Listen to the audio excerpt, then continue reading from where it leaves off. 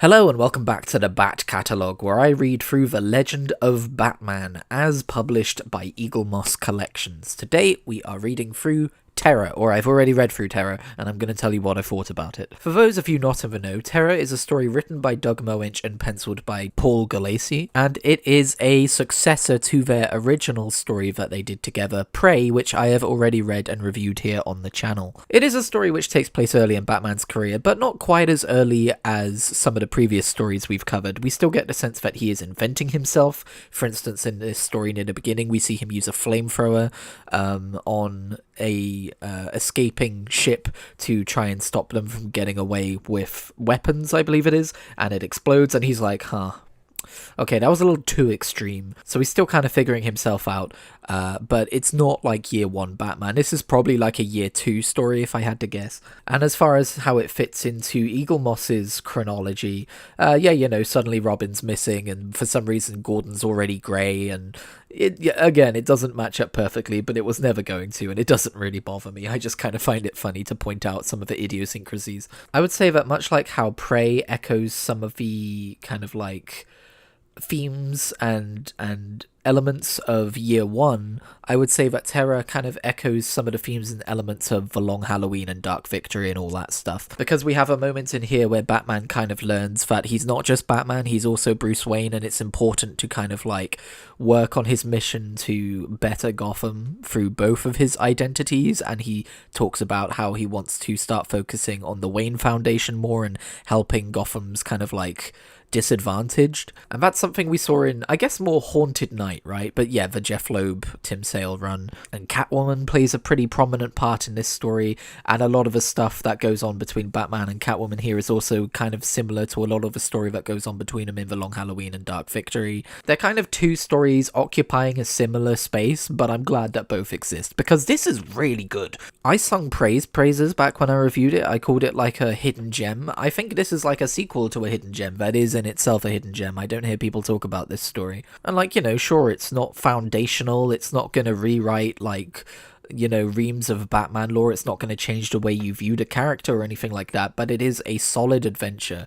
In fact, I will say it does reinvent Scarecrow a little bit. It gives him an origin story, and previous to this, even in the Jeff Loeb Tim Sale run, he was kind of just like a cheeky, like he hopped from one foot to the other, he did a lot of rhyming, but we never got a sense of him as a human being, whereas I feel like we do in this book a little bit more. But yeah, this book builds on the events of Prey, so we have the return of Hugo Strange, who is the psychiatrist who wants to, kind of take down Batman through psychological warfare. And in this story, we really do see Doug Moench kind of go, well, Scarecrow's a thing now, and they do share a lot of similar traits, so how about we pair them up to examine the differences between them and just what a story between these two characters would shake out to be like. And it was really fun to see the dynamic between the two of them and seeing how Hugo Strange meets Jonathan Crane, and then like which one of them ends up being kind of like the master of their working relationship. Hugo Strange is a very hubristic figure, and that continues throughout this book as well, which I quite enjoy. It's always fun to see an antagonist orchestrating their own downfall a few pages in advance to it actually happening, but in like a believable way, you know what I mean? Like, it's not frustrating and it's not out of nowhere. It makes sense for the character, and you're like, yeah,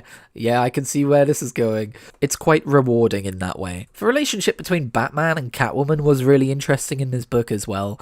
I mean, like, it never advanced that far in the Jeff Loeb Tim Sale run, and I wouldn't say it advances all that far in this run either, so they do kind of fit concurrently side by side. It doesn't necessarily feel like a rehash of that character arc or characterization arc or relationship arc. It feels like a kind of extension of it, I guess, if you're gonna have these two continuities next to each other. One aspect I really appreciated is you saw Bruce Wayne grappling with the fact that he does have feelings for Catwoman. He does develop, I don't know if affection is the right word, but he's like, yeah, I am DTF, god damn it. What does that mean for me as someone who is pledged to spend his life fighting crime, when you think about his early years fighting corruption in the GCPD, is he now facing corruption within his own heart, the way that he sees crime? I would just like to politely point out to him, Bruce, you break the law all the time to do what needs to be done.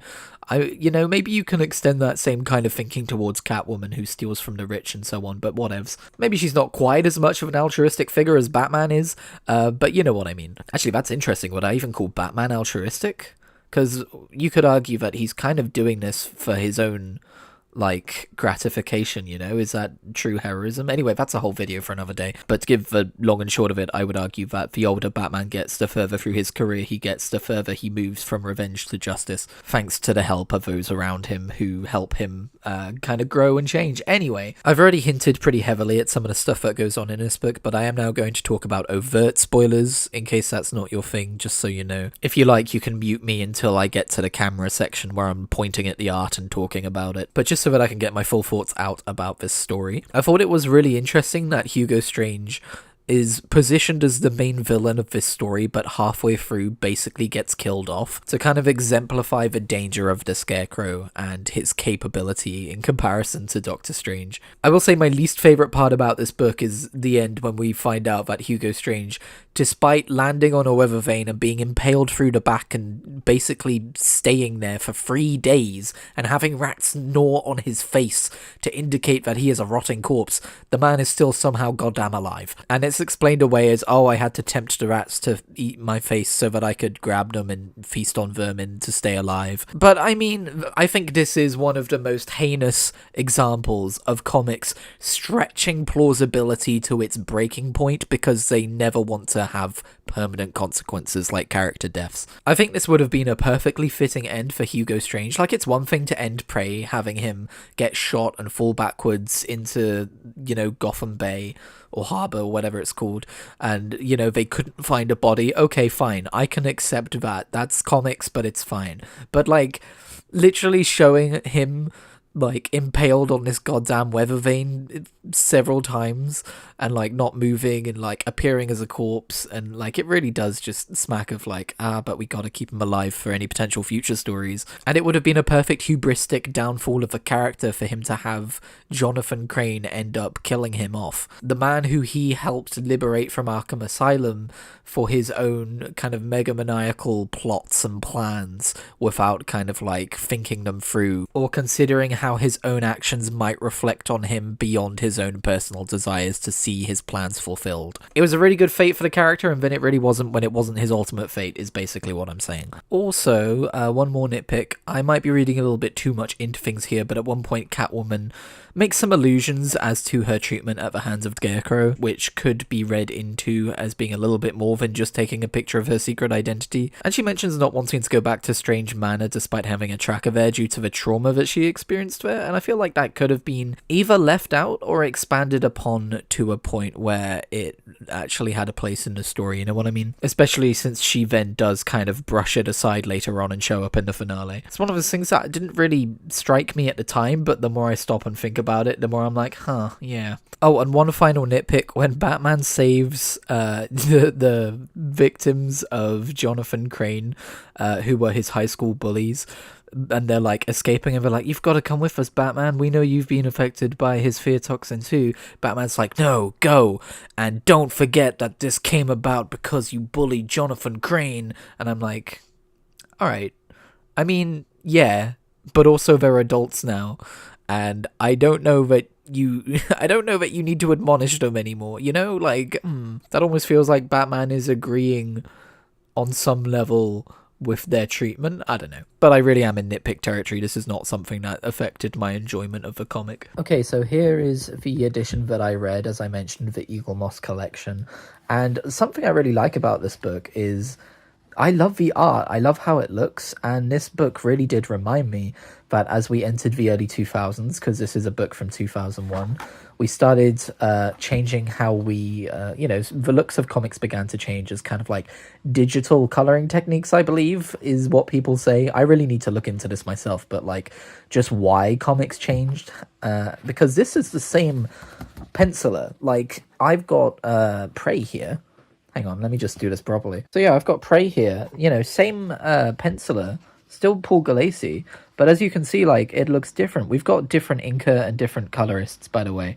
But like, yeah, it's a different kind of an art style, and it still looks good, by the way. I remember saying I liked how this book looked, but you can tell, like, it's an older comic book because there was, I don't actually remember, let's see, Originally 1990 to 1991.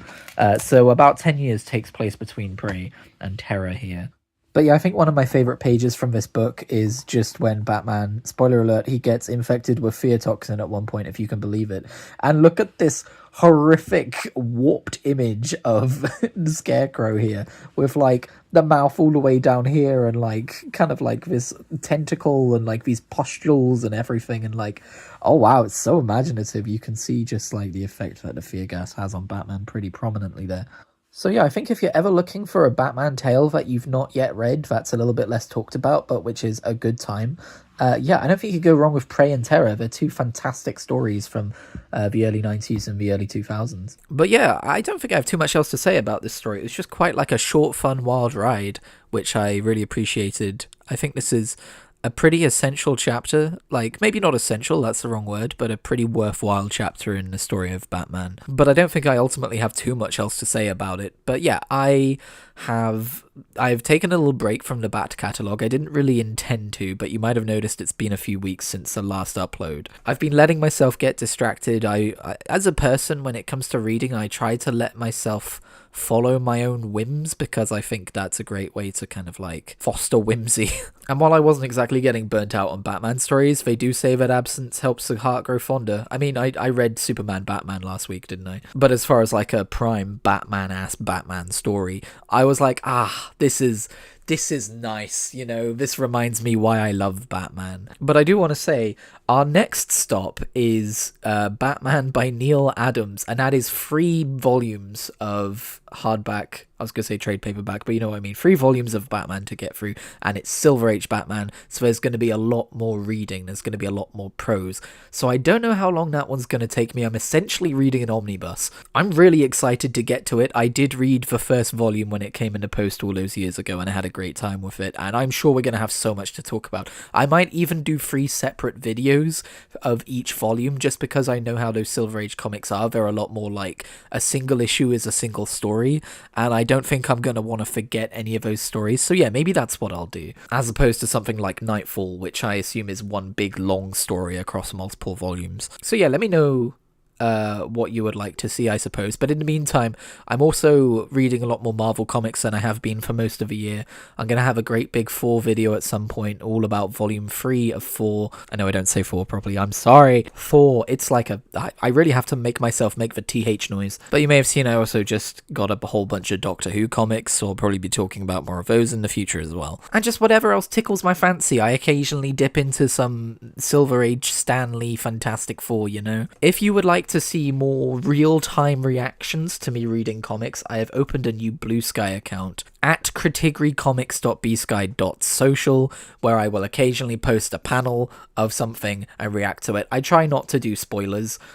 You know, there might be some things which are like spoilers in context, and hopefully out of context they're fine, but most of the time it's me pointing at like, holy heck, look at this introduction of Doctor Doom, it's weird. So if that sounds fun, go and check that out. But yeah, until then, hopefully I'll see you back here next week for Neil Adams' Batman Part 1, or something completely different.